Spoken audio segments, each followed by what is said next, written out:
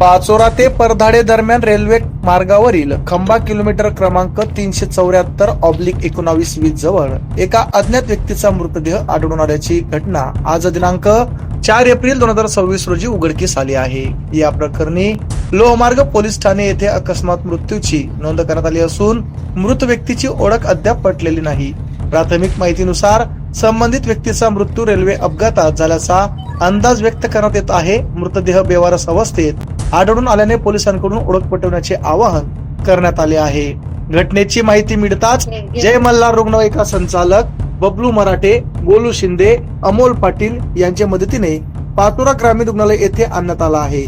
मृत व्यक्तीचे वर्णन उंची अंदाजे 5 फूट 7 ते 8 इंच, शरीर यष्टी सडपातळ, रंग गहूवर्ण, दाढी मिशी बारीक स्वरूपाची, उजव्या हाताच्या मनगटावर बी असे गोंदलेले आहे।